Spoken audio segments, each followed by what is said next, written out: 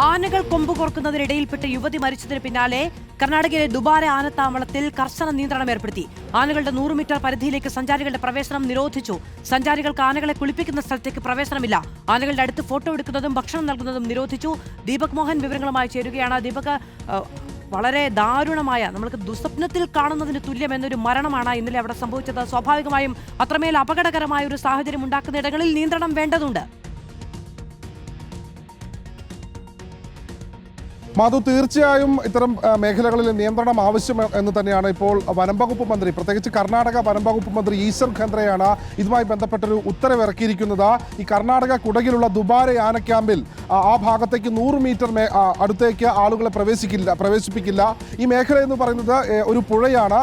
കബനി നദി തുടർച്ചയായി വരുന്ന ഒരു നദിയുടെ ഒരു ദ്വീപാണ്. ആ ദ്വീപിന് എതിർഭാഗത്താണ് ഇത്തരത്തിൽ ആന ക്യാമ്പുള്ളത്. അതിന് എതിർഭാഗത്തായിട്ടുള്ള പ്രദേശത്ത് സഞ്ചാരികൾ വരാറുമുണ്ട്. പക്ഷേ ഈ വൈകുന്നേരങ്ങളിലൊക്കെ തന്നെ ആനയെ കുളിപ്പിക്കുന്ന സമയത്ത് ആ മേഖലകളിലൊക്കെ എത്തുന്ന വിനോദസഞ്ചാരികൾക്ക് നേരിട്ട് ആനയെ കുളിപ്പിക്കുന്നത് കാണാനും ആനകൾക്ക് ഭക്ഷണം നൽകാനും ഒക്കെയുള്ള സാഹചര്യം കഴിഞ്ഞ ദിവസങ്ങളിലൊക്കെ ഉണ്ടായിരുന്നു. അങ്ങനെയാണ് ഇന്നലെ ഇത്തരത്തിൽ ചെന്നൈയിലുള്ള ഒരു വിനോദസഞ്ചാരത്തിനെത്തിയ 33 വയസ്സുകാരിയായ ചെന്നൈ പല്ലാവരം സ്വദേശി ജുനേഷി എന്ന യുവതിക്ക് ജീവൻ നഷ്ടമായത്. ഈ രണ്ട് ആനകൾ തമ്മിൽ കൊമ്പ് കോർക്കുന്നതിനിടയിൽപ്പെട്ടാണ് ദാരുണ അന്ത്യം സംഭവിച്ചത്. അതിനെ തുടർന്നാണ് കർണാടക വനം വകുപ്പ് ഇപ്പോൾ കടുത്ത നിയന്ത്രണങ്ങൾ ഈ മേഖലയിൽ ഏർപ്പെടുത്തിയിട്ടുള്ളത്. 100 മീറ്റർ അകലെ വരെ ഈ വിനോദസഞ്ചാരികൾക്ക് പോകാൻ കഴിയുകയുള്ളൂ. അതോടൊപ്പം ആനകൾക്ക് ഭക്ഷണം നൽകുന്നതിലും കർശന നിയന്ത്രണമുണ്ട്. ആനകളെ കുളിപ്പിക്കുന്ന ആ സമയത്തൊന്നും തന്നെ വിനോദസഞ്ചാരികൾക്ക് ആ ഭാഗത്തേക്ക് എത്തുന്നതിലും കടുത്ത നിയന്ത്രണങ്ങളാണ് ഇപ്പോൾ കർണാടക വനം വകുപ്പ് ഏർപ്പെടുത്തിയിരിക്കുന്നത്. അതുമായി ബന്ധപ്പെട്ടാണ് ഇപ്പോൾ കർണാടക വനം വകുപ്പ് മന്ത്രി ഈശ്വർ ഖന്ദ്രെ ഒരു ഉത്തരവിറക്കിയിരിക്കുന്നത്. മാധു.